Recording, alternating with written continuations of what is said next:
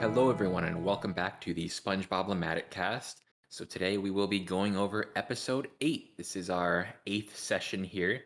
This includes 8A, Sandy's Rocket, and also 8B, Squeaky Boots. Both of these are very memorable, very iconic episodes, and so they'll be interesting to get right into. Yeah, for sure. So Sandy's rocket starts off with SpongeBob running over to Sandy's house, like he does before. He just kind of appears at people's houses, uninvited or not. And he knocks on Sandy's tree dome, but instead we see a rocket rise from the ground next to it, revealing that Sandy was working in that. Um, And I and will say too, I didn't say this earlier. This is written by Sherm Cohen, Aaron Springer, and Peter Burns, and is storyboarded by Sherm Cohen and Aaron Springer. But yeah, we do see, she has a rocket with which she plans to go to the moon. And I just wanted to bring up that this is interesting because this is the first time that we see what will become her defining character trait later in the series, which is that she is a scientist. And that is a very catch-all word that means she can do every aspect of science, whether that be like undersea exploration, space, engineering. She kind of just seems to have an ability to do all of those things in a very vague sense. Yeah, because up until now, the only sense we've gotten of her character is she's just like strong and good at fighting. But I guess they were And like, from Texas. She's from and sorry, Texas. and from Texas, yes, of course. But yeah, this is giving her kind of another layer on top of that. But I feel like the fighting aspect of her does get definitely dropped later, and she just becomes a very smart person. It sort of becomes a very like over time. If I were to say like what Flanderization trait is Sandy's, I would say she does science. Yes. There are certain episodes I know later where it's like she does have martial prowess, but it's not really super relevant like 90% of the time. Like it's interesting because there is a specific episode way, way, way later where there's this weird implication that SpongeBob does not have any martial prowess, but Sandy has an extreme level of it, which feels very incongruent. Like it's not incongruent with what we've seen so far, but there's reasons to think that that's odd as we go forward. But anyway, this is just a whole new character trait. Kind of for the audience, it doesn't really pop out of anywhere. It's just kind of there. But I mean, when you stop and think about it, okay, like she's living in an underwater biome. So clearly, the reason you do that is to do some kind of study. So it's not like it's a completely unwarranted aspect of her for her to be a scientist and for her to do these kinds of studies. But if you're gonna launch a rocket, you should probably start higher than sea level. Yeah, for sure. It's very strange that the whatever the Texas space program is now apparently moved underwater. But I mean, And they're hiring squirrels now. they're hiring squirrels. Yes. And Um. I do want to point out as well here. So the very next thing that happens is that SpongeBob says he wants to go, and Sandy states that she cannot trust him, and Yeah. implies it is because he killed numerous people with her helicopter. Yes, this is very it cut. I think what's the word that she like whirligig or whatever. I don't She know. says whirlybird, which is W- very much so because she is from Texas. Yeah, whirlybird, like because of the whirlybird incident, and then she like you see out the window of the spaceship there is a graveyard full of headstones. This is like just brushed off as like a joke. It's not even like really that much of a joke. It's just like, but the implication is that SpongeBob killed scores of people, and Like it's just Mrs. Puff's worst fear is letting SpongeBob on the road because he might hit some people. But like unbeknownst to her, SpongeBob's already done more than that. like what it's just it's such a throwaway line, but it's like the implication is awful. Well, like the further implication, because like they aren't buried in some like cemetery a distance off. That's Sandy's yard. That's They're just buried in Sandy's yard. She just took care of this and they didn't tell she anyone. had to bury I mean she marked the grave, so it's not like it's an unmarked grave, but like what the fuck.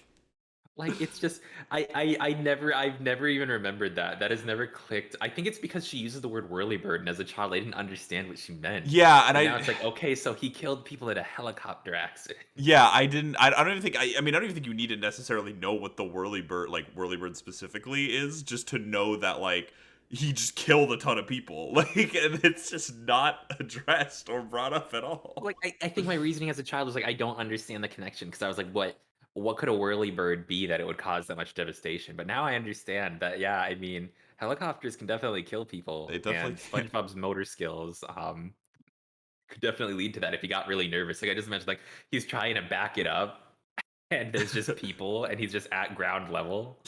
Oh god.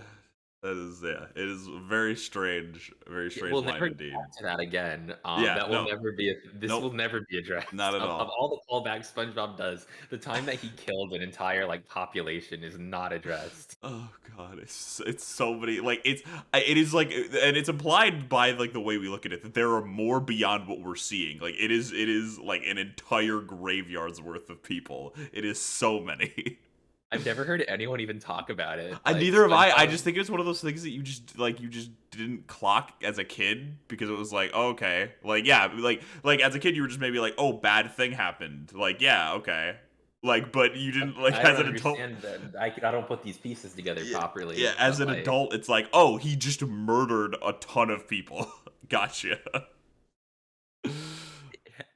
like, he doesn't even really seem to feel bad about it because, like, she's like, "I cannot trust you because of that incident," and he's like, "Nah, you can trust me. It's gonna be fine." Exactly, yeah. And then he goes on to try to, he, like, naming various places that he could stay on the rocket ship so he would be out of the way. Um, like, at one point he put me in the brig. I don't mind. He, like, shuts himself on an air vent, which Sandy pushes him out of and stuff. It's very, it's a fun little set piece. Just kind of, so we're seeing, different parts of the ship. And then SpongeBob finally admits, or Sandy finally is like, all right, you can stay in the cargo hold. And the whole reason Sandy didn't want him to go, aside from the tangent we went on about him killing people, was it isn't a trip for fun. She's a scientist. She's going there to study. What she says is, this is science. And she pulls up an equation for him, which is f of x is plus or minus square root of x to the second plus x in brackets all to the third over pi, which, fun fact, doesn't mean anything. It's an Yeah, arbitrary function she just wrote on a piece of paper really large. And, like, you can't input anything. You can't really, like, I guess you could solve for it, but it doesn't have to do with physics or motion or, like, anything.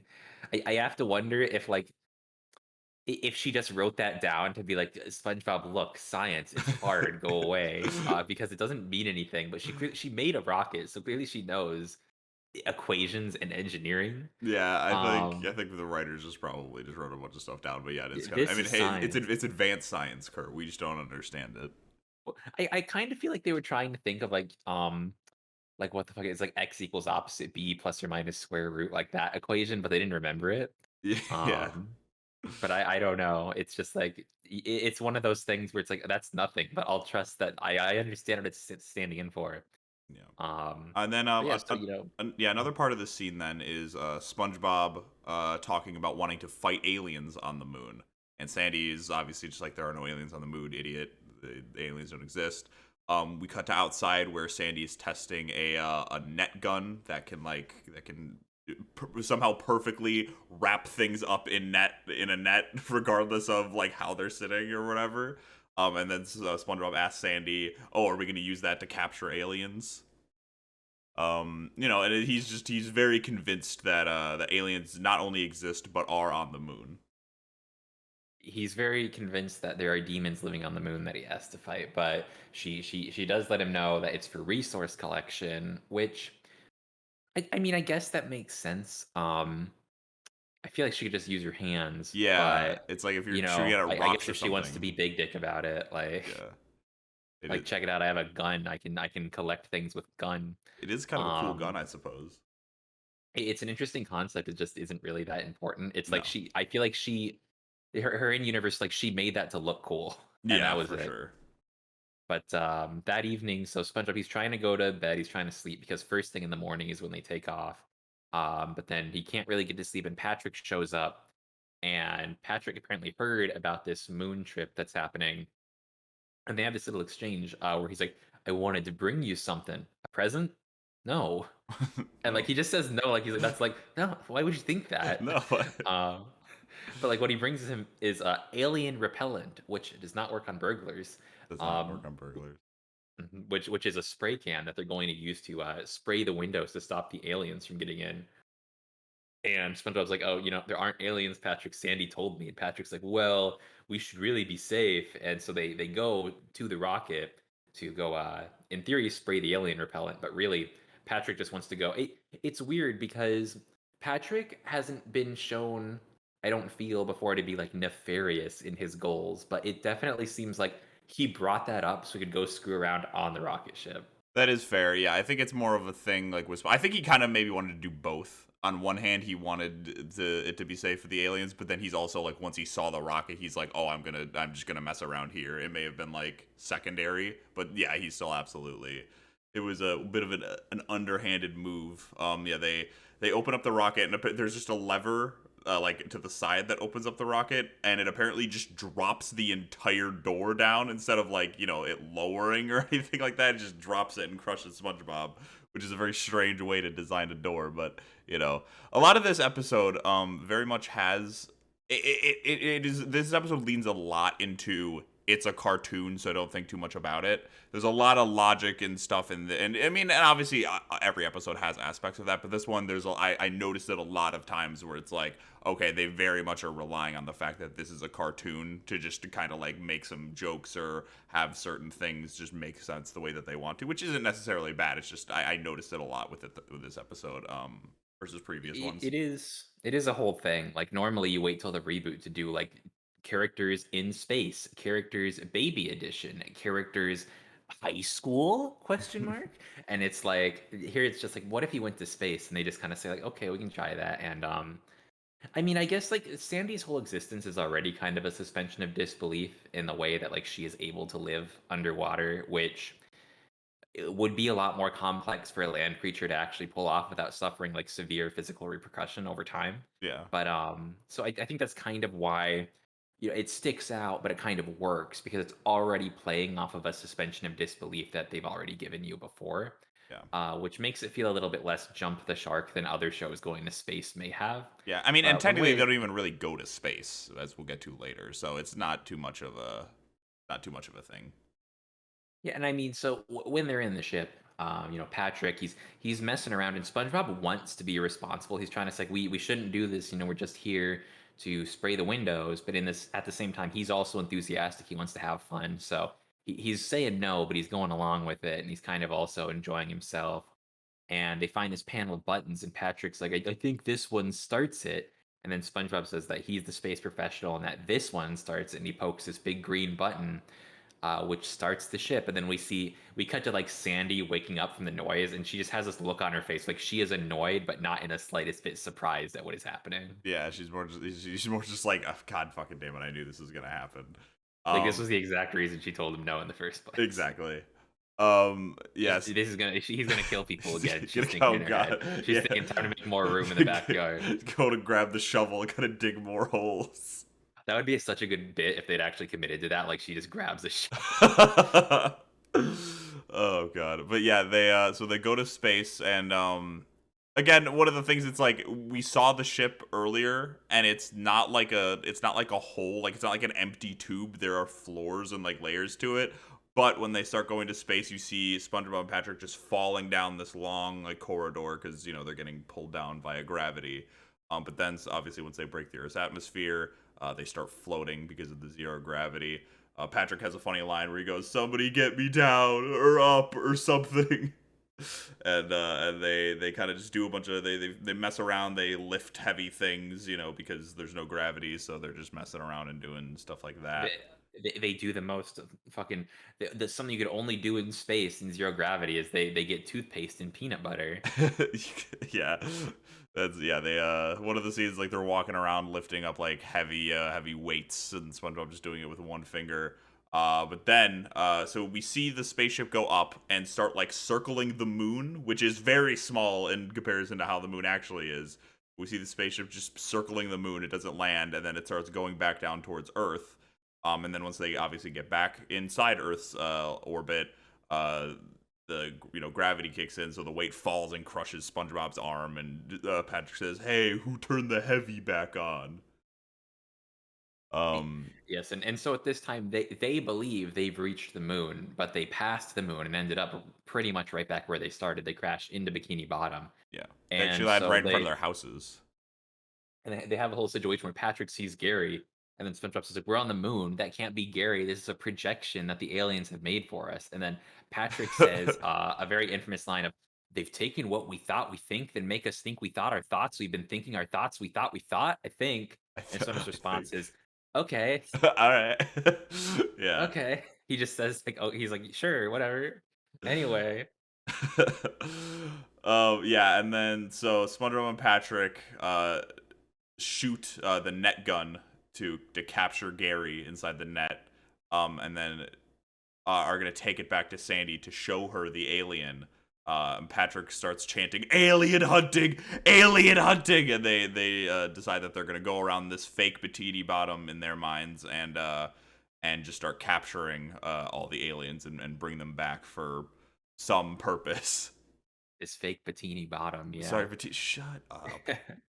And in context, I kind of just like to look at this for a second. So presuming that they were right and they are on the moon, their first instinct was to go to the moon and capture the native species for fun and then Yes. bring them back home. And it's like, man, y'all really grew up in a colonizer culture, huh? Like SpongeBob is actually just like a terrorist. He murdered a ton of people. He makes first contact with an indigenous species and decides to capture all of them. Like he is actually just a fucking menace to society. Columbus sailed the ocean blue and SpongeBob didn't learn anything from it. He did not at all. And so they enter Squidward's house is the first place that they go, and they're, like, so rude just because they now think that their friends are a foreign body. Because like, he's like, "Look at him, Patrick, it's disgusting." And so Squidward is sleeping on this is a very dated item. It is. I feel like if you watched the show today, you would not know what it is. I feel like Yeah. I barely comprehend what it is. It's a hot water bag, which is used to, like, you fill it with hot water, and it's, like, for warmth.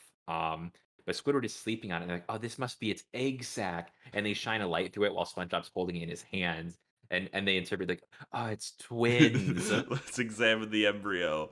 It's like they Twins. believe the alien equivalent of Squidward is capable of getting pregnant and now has twin eggs that it is, like, nesting. It is everything in this that they do is so It's a strange. lot. I think really it's just an excuse to have a lot of weird shit happen, Yeah. honestly, because it's like you couldn't do there'd be no other context in which you could do that or have him be like SpongeBob would not be allowed under a normal context to be mean enough to be like, he's fucking disgusting. Yeah. And then so Squidward doesn't wake up, but he like kind of like sleepingly moves one of his tentacles onto Patrick. They're wearing spacesuits this whole time. I don't know if we mentioned that. Onto Patrick's like helmet. And Patrick yells, "Pardon my French, but get this thing off me," which is not a swear word in any way, but it's I mean it's a Or kind is of a it funny. French? Nor is it French. Well, people say "pardon my French" when they're going to swear, like they'll say a I swear word I, in I there. know. Yeah. And then so Squidward's tentacles just start going on SpongeBob and Patrick, and they grab him and start freaking out, and then Squidward wakes up and freaks out, and then but then they eventually bag him up and start dragging him outside. At which point, Mr. Krabs is walking by their house, walking his pet worm, which I don't think we ever see again. But it's No, we do see him later. When they're making a commercial for the Krusty Krab, he's also walking that same oh worm, and really? it's a Okay. consistent pet of his. Okay, fair enough. Well, yeah, then yeah, he has a pet worm. And then obviously because they think they're on an alien planet, they shoot Mr. Krabs as well. And then it just cuts to this montage of them capturing some of their other friends and dragging them in bags and stuff like that. And I feel like there's a couple important things about that. So when Mr. Krabs like sees them, he's like, "Ah, you guys, it's kind of late to be playing around like that." And they cock their guns at him, and it makes like a cocking noise. He's like, "Okay, okay, shoot me, but don't take my money." And Yeah, like he really just has his priorities straight on that one. But yeah. the whole thing, it's like just they're not just satisfied like taking one or two natives. They want to take the entire native population It is of this so place weird. and just bring them back for for God knows what. I don't even know if they really comprehend what you would do with a native specimen, Yeah, honestly. they don't like they say they're Um, gonna bring it back to Sandy for like I don't even think they say why. They just want to bring them back to Sandy to like impress like her. if it were just one, I'd be like, oh, it's proof of aliens. Like, no, they want to capture the entire alien population. And Yeah. it is important in the montage of everyone that is being captured. There's a lot of incidental random citizens. One of these citizens is a character we will come to know later is named Flats. Yes, And I noticed that. it's important to note this is the moment that they first meet because you will see him again later and he will dislike SpongeBob and SpongeBob will not understand why. But with this context, it's like, yeah, I probably would hold a grudge about that too. Yeah, I mean, it's never mentioned. I don't in that episode. Is it mentioned why he doesn't like him? And there were again, this is a later episode, but I don't think it's ever Like brought up. it's But never brought up that they've met before, but yeah, like all we know is he dislikes SpongeBob and SpongeBob cannot understand why he is disliked. And I, it's like I if you're just watching that episode cold, you also can't comprehend why that's happening. But then it's like, yeah, I mean, SpongeBob, like it's one thing like people like Squidward, Mrs. Puff, Mr. Krabs, it's like they kind of know what they're getting into. These are SpongeBob's like acquaintances, and they know he's gonna do things like this. yeah. Flats is a random guy. He's just some guy, and he got dragged into this. So it's like obviously he wouldn't be as forgiving about it. I like the headcanon that like Flats got so traumatized by this that he like had to go to therapy and like convince himself that it wasn't real. And so when he met SpongeBob in the in the future, he didn't remember why, but he just immediately had a hatred of him. I think that's like a funny like headcanon for that. And like no one actually remembers the events of other episodes, but they're still emotionally charged by them. Exactly. Um But what happens next there? So Sandy, she went to the moon to go look for them. oh yeah. Which you'll see the moon is about 4 Sandys tall. Yes. Interesting scaling there because she is just a squirrel, Yep. but she comes back down and she kind of just starts berating them and she's like, this is what you two have been doing, you're capturing up the whole town and rounding them up and all your friends. And then SpongeBob and Patrick just look at each other and then like she's just complaining, right? And like from the audience's perspective in that moment it looks like they just don't feel like listening to her complain and so they just shoot her. Yeah, no, they because here's the thing too, from their perspective, they should have seen this because it's very weird because Sadie has a jetpack that we see her and we didn't mention this earlier, but Sadie has a jetpack that she can also just take to the moon, so I don't know why she needs a rocket ship, but Well, she's whatever. bringing back I samples. suppose, but like she can just go up to the moon whenever she wants. Like you don't need to make a big trip out of it. Apparently, it's not that far. But from their perspective, this shouldn't be that weird to them that Sandy is here. Like she if she had like clearly if in this universe a jetpack could just take you to the moon, surely that they would be able to see, oh, this is probably she descended in a jetpack, she probably like can just do that. And it's very weird that they think it's that weird, like that she's just an alien. So either they're just again they're just that stupid, which I mean they are, or they just actually do believe that that's Sandy. At this point, we really see that like a full sense of paranoia has just set in within them because Yes. after they do that, they both suspect that the other is an alien, as though like the being an alien was some kind of like it not it some kind of like infection. Like God, what is that movie? The Alien. Thing. It's some Oh. kind of the Thing type infection where it's you just become one and it's bad to be one. Well, here's the Uh, thing about that is they don't think that each other is an alien. The way that the conversation goes is SpongeBob says, "So you were an alien this whole time and you didn't even tell me." And then Patrick says, "I didn't even know." So like Patrick's just like Patrick immediately is convinced that he is an alien and so he has to shoot SpongeBob before SpongeBob can no, he shoots himself. Because Patrick is the one that shoots, so he is convinced that he is an like it's not that they think that each other are aliens, it's that SpongeBob thinks Patrick's an alien, and then Patrick also thinks that Patrick is an alien. and then he's just like, it's not you that's got me, it's me that's got me. Yeah. And he just shoots himself. And so at that point, SpongeBob is trying to fly the rocket to what he perceives to be home with all of these alien life forms on it. And then the problem is he crashes on the actual moon. Like it's implied he ran out of fuel and he's like, oh, this looks kind of different. And then it's implied that like he realizes his mistake Yeah. because everyone's like, SpongeBob, the aliens would like to have a word with you. Hmm. Yeah, and there's a scene we didn't talk about earlier too, where like before Sandy arrives, where they're just like shoving people into the ship. Like they can't fit any more people. They have piles of bodies outside, and they can't physically fit more in. Like Patrick's trying to push them all in. Like they have so many people on this ship that it is actually ridiculous. Like, that's like the whole population of what's left after the Whirlybird incident. Yeah, that's it. God, Like, yeah.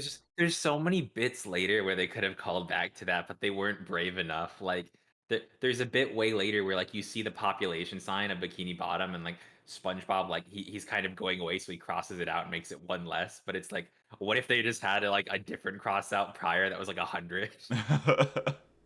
And it's like there's so many things you could have done with it, but I feel like I'm not even sure how they honestly got away with implying that their main character killed like half of a town. Yeah, I think that's how they could get away with it is just by like not at all addressing it other than just kind of saying it and that's it. Like I yeah, it's very strange. It is, but like seeing that again, that is now one of my favorite SpongeBob facts is that SpongeBob has committed what I think numerically counts as genocide. Yeah. It is it's very strange but also funny. It's like again, modern SpongeBob would not have killed a swath of people. No, they would It just not. wouldn't happen. It wouldn't happen. It would not happen. Here's the thing: is like I don't even know why it happened this time. Like I don't know what they like why they I included don't that. who someone thought that up and Well, said, it "What if like the reason Sandy doesn't want SpongeBob to go to space is because he killed yeah, people?" like I because they were clearly like, okay, we need a reason why Sandy doesn't want SpongeBob to come. And it's and to be fair, there is a kind of because in previous episodes with Sandy, this episode made a really big character change. I feel like for Sandy, not only is she now a scientist, but in previous episodes, Sandy has always seemed to be very patient with SpongeBob shenanigans. In a lot of cases, just completely outright ignoring them, like not realizing that they're there. She is very hyper aware. I mean, I guess after the fucking Whirlybird incident, you would be, but like she's very like hyper aware and very short with like SpongeBob's antics. She does not really like like you said earlier, like when the ship starts, she isn't like surprised or anything. She's immediately like, god damn it, SpongeBob. Like it is so it's a bit of a change for her character.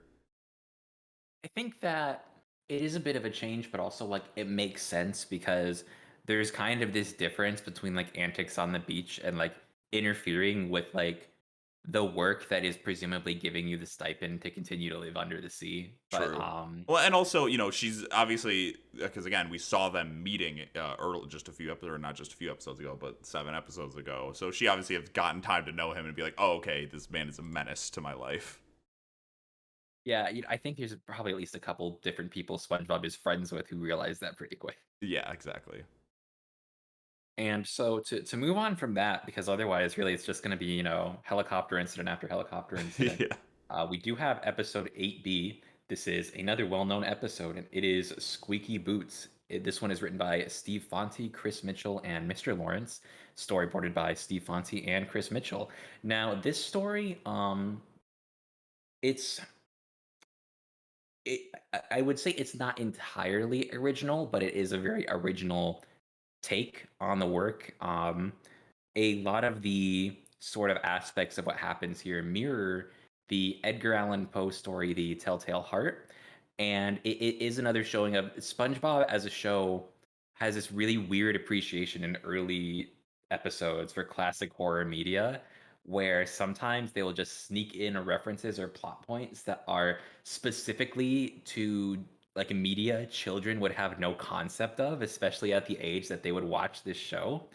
And so it's not like children would even pick up on like this is what we're doing. We're doing an adaptation and a reimagining of Telltale Heart. They would just be like, "Oh, this is an episode where SpongeBob he has boots." Yeah, I honestly until this go around, I actually never picked up on the Telltale Hearts comparison. So yeah, it was very It's very clear and intentional when you know going into it, yes, like when absolutely. you've already read the short story, which is very short. Like Hmm. it is, it's like I don't know how it is in a book format, but it's like a couple pages at most.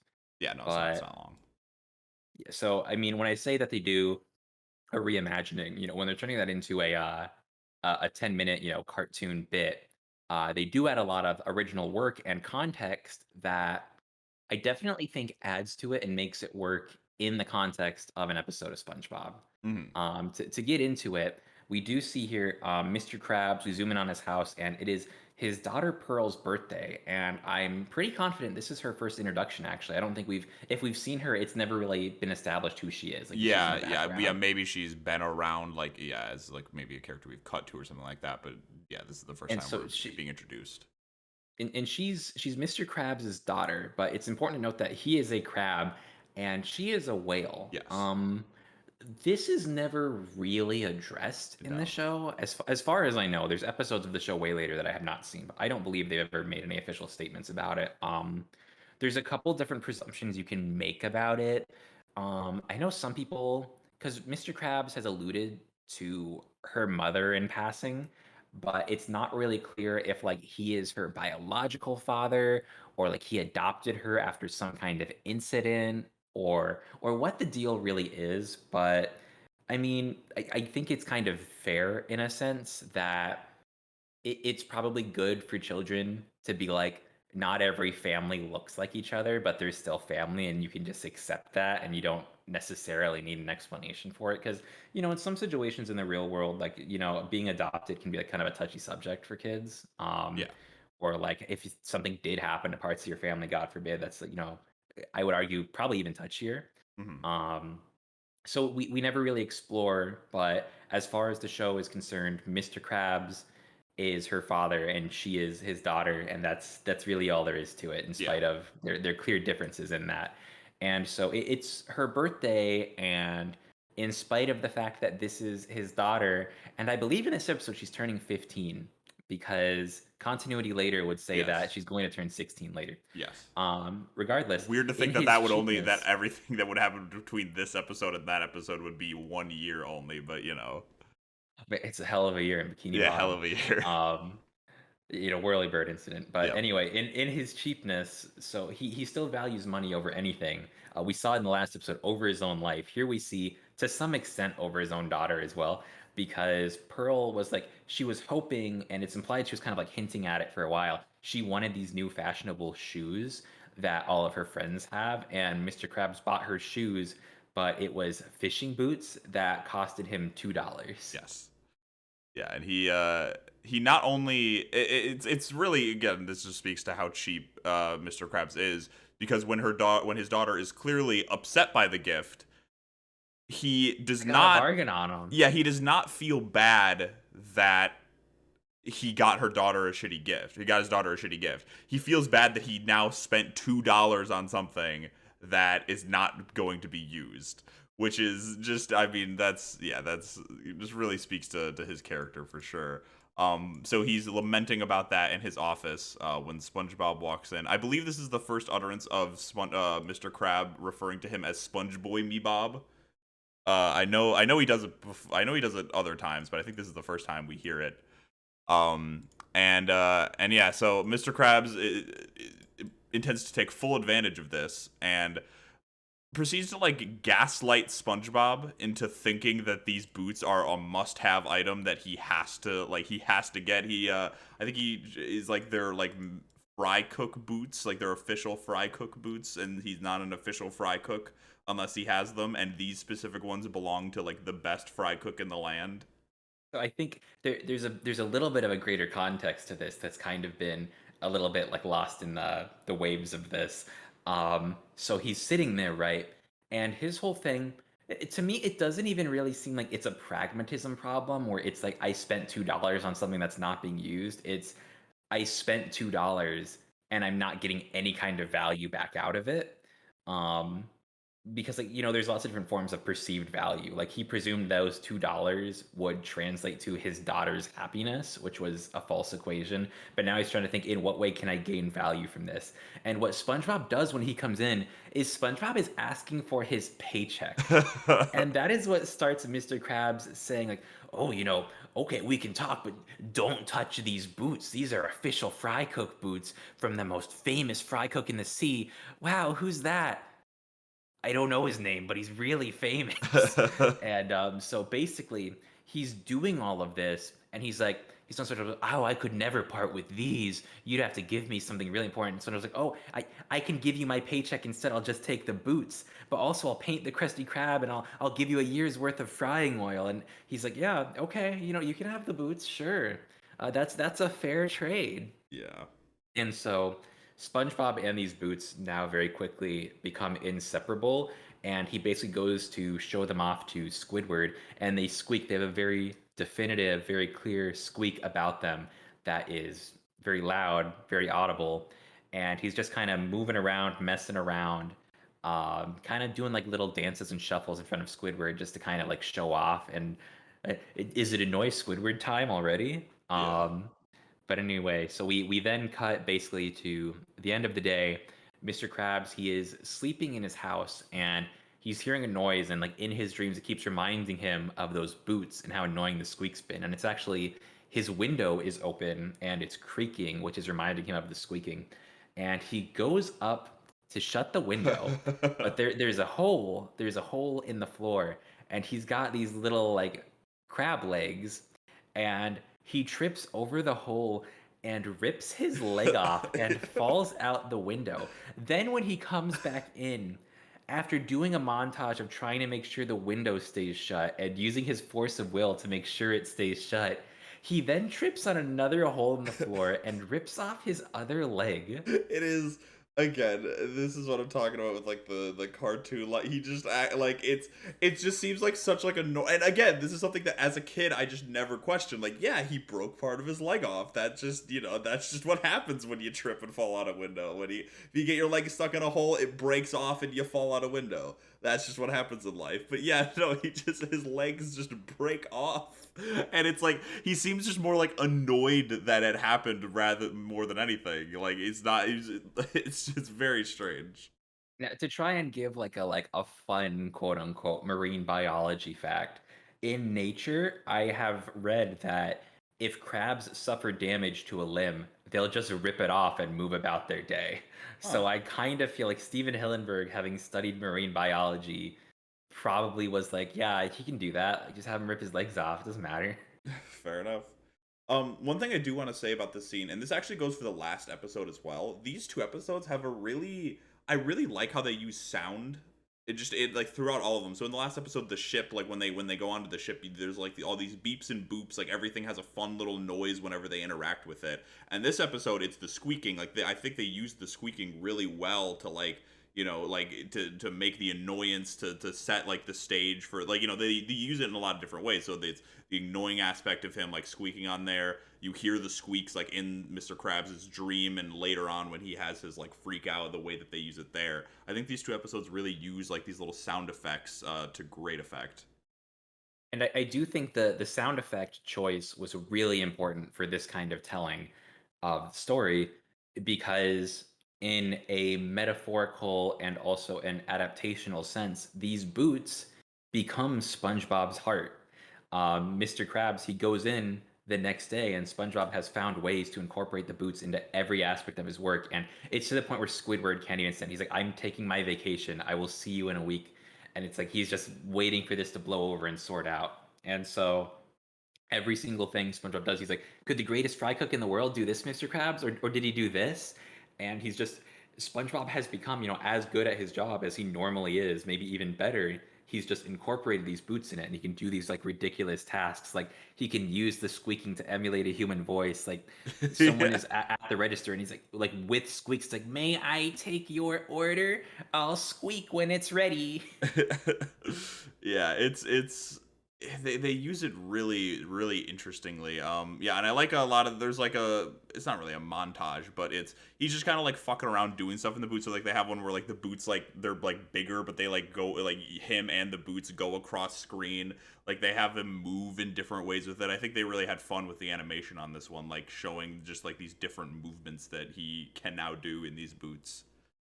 And it seemed like the writers understood that giving the boots an unmistakable and large presence was important for the ultimate payoff of where the story is going. Because what continues to happen next is Mr. Krabs.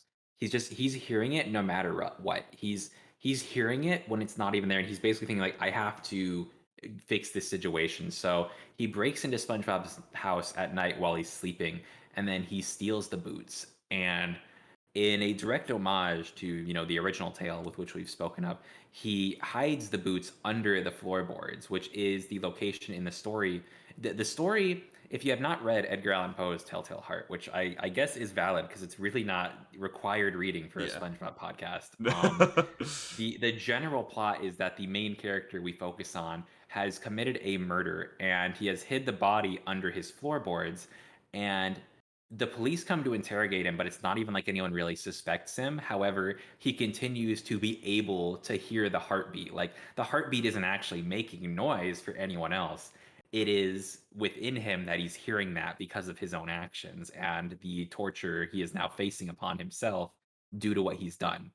And so when Mr. Krabs places these boots under the floorboards, SpongeBob comes in the next day and he's absolutely devastated. He's crying, he's apologizing because in his mind he has failed to protect a prized possession that was given to him generously by Mr. Krabs.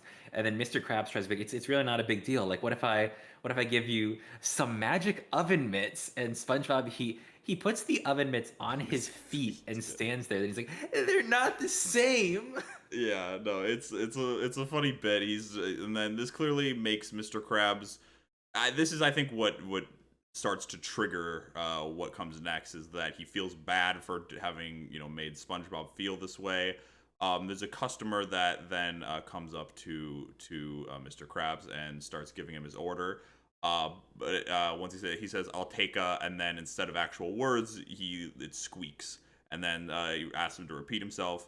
SpongeBob pokes his head out the window and says, "I heard him, Mr. Krabs. He says he wants a," and then also squeaks. And then this, just for Mr. Krabs, triggers a freak out in his own mind where he starts to have visions of the boots and hears the squeaks and just really kind of loses it. He just starts like screaming. And again, this is very much so similar to what happens in the story. But then he's like, I took the boots. They're here under the floorboards. And so he lifts the entire Krusty Krab to get to the boots. And that seems to be a bit that they kind of like to do a lot, is like having a structure be lifted, and like it's not like there's any like foundation or piping or anything. Like, it is just regular ground underneath. Yeah, they should Um, be lifting things. like, just the relationship between like buildings and the ground in the show seems to like it weirdly gets shown off a lot. Yeah. But regardless, he takes the boots and then he fries them, and they shrink down as they've been fried, and he eats them. And SpongeBob just looks at him and says, "Why'd you eat my boots, Mr. Krabs?" He just very like And not even like surprised or like mad or anything. He's just like, "Mr. Krabs, why did you eat my boots?" Mr. Krabs basically tells him like, "Oh, it wasn't the boots that matter. It's that SpongeBob is great no matter what he's wearing. It's what's inside of him that counts." And at that point, we show that Mr. Krabs, he's decided now to go on vacation.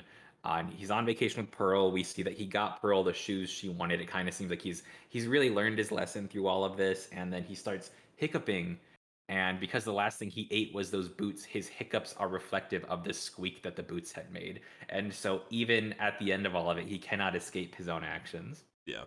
And I think this whole episode is most episodes where we kind of have like a comeuppance story, it's normally been focused around Squidward. So it'll be Squidward does something shitty, he'll get punished for it, and then there'll be some kind of like consequence or something going forward. That's normally focused around Squidward. This one is focused around Mr. Krabs this time. So it's a bit of a, more exploration of his character. Again, obviously we've seen a little bit of him, but this is one of the few very Mr. Krabs focused episodes, so it was a good opportunity for us to see a bit more of his character and the stuff that makes him tick. More exploration of his like cheapness. Again, it's the whole kind of takeaway from this is again just showing how Mr. Krabs being as cheap as he is a bad thing because it led to all of this. And it's one of those things where, Squidward has the most direct contrasting character flaws that allow him to be the person who ends up suffering and having it be earned. But Mr. Krabs is definitely another character where the flaws and the kinds of sins of his being, so to speak, do allow very easily for him to be in the wrong and for him to make the kinds of mistakes that an entire episode can be based off of. I would argue that really like those are the main two where it's like their character flaws are such a big part of who they are and how they interact with the world that Mr. Krabs and Squidward both just become easy de facto. I don't want to say targets because it sounds like it's intentional as opposed to something they brought upon themselves, but targets for disaster. Yeah, for sure. I mean, yeah, that's not, they bring it on themselves, but it's from the writer's perspective, making them the target of them makes a lot of sense just because of the character traits that they've given them. But yeah, no, this one again, it's a very not a ton of quotable lines in this one for me. It's more, there's some like the when he's getting the Magic boots. Oven Mitts, I think, is pretty good. Magic Oven Miss is good. When he goes like, I'm ready, I want those boots. I always remember that one pretty fondly. But I mean, there's some good ones, but I feel like more it's more the whole, again. I mean, I think the Telltale Hearts is a good story for a reason, and this is either subconsciously or not, this is a a decent recreation of it, so it leaves an impact. I feel like it does like have to be like it's obviously something they intended to do, but it's another one of those choices where kind of like I said when we started talking about the episode, SpongeBob will just make these decisions where it makes me feel like the team of just like the people in the office who worked on it had like a lot of appreciation specifically for classical like darker media because I don't believe we ever get this situation again where like what we have is clearly a direct adaptation of something, but we'll have a lot of callbacks to very specific situations, very specific things that it doesn't even matter. It's almost like they didn't care whether or not the audience understood what they were doing. They did it because that's what they wanted to do, which in itself is respectable because they managed to make it so that it is entertaining regardless of whether you know the source material. It's something that actually when I think about shows doing that, I think about The Simpsons because The Simpsons in not like at the very first, but definitely in some of its earlier years, it has a lot of moments where it's like, let's adapt classical literature. Let's do like what if Bart was the Odyssey, or like Homer was the Iliad, which is kind of smart actually because that was written by Homer. But anyway, I never actually thought about that till this exact moment, but that is now funnier to me. But this idea of like let's do an adaptation of a work with how good it went, I am a little bit surprised that they never decided to try and take any other concepts and see where they could roll them. But at the same time, it can come off as kind of unoriginal if you do it too often and if it's too obvious. So Yeah. there could be a number of reasons they don't do it. But for this one time that they've done it, it turned out really well. It's really memorable. And, if you ever read The Telltale Heart later in life, you'll immediately remember it's like, dude, this is just like when Mr. Krabs ate those boots. Yeah, and I think and to kind of piggyback off that point, I think it's very easy to do that and make it really lazy. I think of something that, you mentioned The Simpsons. I think a bad example of that is in Family Guy. Family Guy a lot of times will just make references or do quote unquote homages to things but not do them well. It's just that the whole joke is, hey, we're doing an homage of this. Hey, you remember this from the thing like that? It's that we're copying, and Oh, without actually, geez, Lois, this is worse than the time I cut to a 2-hour cutaway of Star Wars. yeah, it's like, I mean, and I think that that is kind of funny, like that episode of Family. But again, a lot of time, I mean, it's very hit or miss with them on occasion. Normally misses. Because they rely so heavily on like, hey, do you get it? This is the thing. Whereas with something like this, I never even made the Telltale Heart reference until this time watching it, which just shows. And but again, I still love this episode, so it shows that they take the kind of idea of it and make it into something completely its own. But if you know it, it's just kind of an added bonus, rather than you needing the supplement. Because there's a lot of bits again in Family Guy. If you don't know the source material, if you don't know where they're getting what they're referencing, the joke completely falls flat. Even if, I mean, sometimes it doesn't even hit, even if you know what they're referencing. But if you don't know what they're referencing, the joke will completely fall flat. And with this, I mean, it's not necessarily a joke, but it's not like, it's still interesting of a episode concept on its own. And knowing the Telltale Heart influence is just kind of a bonus. I would argue to like, I mean, with Family Guy, sometimes the problem with Seth MacFarlane's humor style, which you can see in some of his theatrical, some of the movies he's done, like that he's made. He will have a tendency where the joke is that he is explaining a joke to people who don't understand the joke, which I don't I don't know who thinks that's funny. I don't know. I'm not a Family Guy Yeah. podcast. I don't really like Family Guy, but yeah, to do an adaptation and do it well, especially when the source material, if you just worked with what's in the source material, it's not long enough. I don't think it would fill 10 minutes. I think it would because a lot of it is in prose. Like a lot of Mhm. what even makes it a couple of pages long is the prose and the inner thoughts of the individual we're following, and to make that into a visual medium, or at least like mostly visual medium, you would kind of not necessarily be able to do that in the same way. And even if you did, even if you took every line for line and just said it, I'm not even sure you would hit 10 minutes. I'm really not. And so Well, what they again, managed to add in and the way they managed to pace it to make a story here is definitely something that can be appreciated and took some level of artistry to do. well, and like we talked about, they substituted the prose that you would get in Telltale Hearts, and obviously you're not going to recite that line for line with the good sound design of the squeaking. So they were able to replicate, the lines that referenced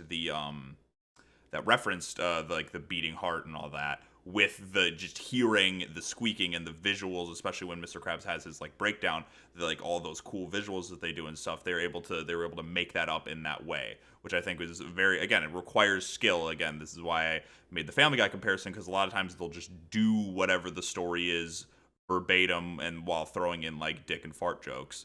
Whereas with this, they very much were able to translate something that is text, that is written in text, and make it into a visual medium and have it still have the same effect. And it does feel very specific to like Mr. Krabs' breakdown. Like in the text of the Telltale Heart, um, basically what you're told is that at first like he's talking with the police and then like he's hearing the heartbeat, so he starts to talk a little louder to try and drown it out because I don't think he realizes it's not actually something others can hear. And then like it comes like, oh, he's laughing really loud to try and drown it out, but it just continues to get louder and bear on him to the point where like he's just screaming and breaking things to try and hope that those around him cannot hear it. And so to visually represent that breakdown with Mr. Krabs, like he's seeing everything like that. He's hearing it louder and louder until he's just screaming and he's just losing it is like, I mean, all the changes they made to make it a SpongeBob episode in mind, it really is like a perfect adaptation of what that scene conveys in the short story. And so it does feel like, I can't really say I have tried to do research on, the writing and directing, like storyboarding staff of SpongeBob as we've gone along. And a lot of it isn't super well documented for any of them, but I have to imagine that at least some of the people working on this specific episode had like not just an interest, but a real respect in how they wanted to adapt a classic piece of literature and how to turn words, a written story into a visually understandable medium. And some people in your mind, you might think that's easy, but it's really not. There's a lot that goes into that. Like it takes a lot of work to make sure that what's being conveyed will mean the same thing to everyone, or at least most people, and will fit the scene to what people imagined in their head. Exactly. Yeah. I mean, and that's all the time, there's disappointments when it comes to a book being made into a movie, or a TV show or something like that. And that really, and a lot of that can come from just like bad writing and stuff, but a lot of it also is you just don't get the same it's hard to convey the emotions the same way. So if you don't, it takes talent to interpret what is being said on the page and translate that into what would that look and sound and be in that way. Some adaptations are nothing because they chose to be nothing. But yeah, this one, it's that's really all that can be said about it. Is on its own as an episode of SpongeBob, it's good. As an adaptation or homage of a short story, it's good. It Mhm. just is good. It knows what it's doing. It works with purpose, and it fills in all the pieces that need to be filled in. I wouldn't necessarily say it's a laugh out loud funny episode because the source material and the concept isn't funny. No. It's again, the source material is a very dark work where it's like about murder that was turned into like eating boots. And it's like there are funny moments like, "Why'd you eat my boots, Mr. Krabs?" Yeah. Um, But it's like, you might not laugh as much watching it, but it's very appreciable as a story, especially it almost feels like dissonant from what came before, where it's like this is about humor and like suspension of disbelief for joke, and here it's like this is how do we turn this really like kind of adult themed story into something that's like for general audience children. um Well, I think it really well, speaks to how good they did then, that like this isn't, like you said, this isn't that the laugh out loud funny. Again, I don't have a ton of quotes from this one that I'm like, like, oh god, that was hilarious line, but it speaks to how fondly remembered it is by everybody. Again, if you were to bring up this episode or anybody that knows the show, they would probably say like, yeah, oh yeah, that one was great. Um, but it's not that like laugh out loud funny, so it shows how good of a job they did of drawing in your attention, keeping it, and making a good story without having to rely so much on the humor. yeah, SpongeBob kills an entire town of people. That's cool. Mr. Krabs kills one person. Nah, it's got to be Boots. I think that would have been a step too far if they actually did like a direct recreation of Telltale Hearts. I mean, like, who can they sacrifice and then Mr. Krabs just be okay for like the next episode? Like, Yeah. honestly, but I mean, we'll actually get into an episode where Mr. Krabs kills someone later, but we're not quite there yet. Mhm. But regardless, that's really all I have to say about these. Overall, we say it over and over again. This one's pretty solid. So I think definitely as a study of adaptation work, at least Squeaky Boots is definitely worth a look if you are interested in the concept of making an adaptation of a written work. Yeah, I totally agree.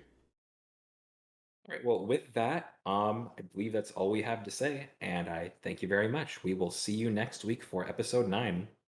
See you, everybody.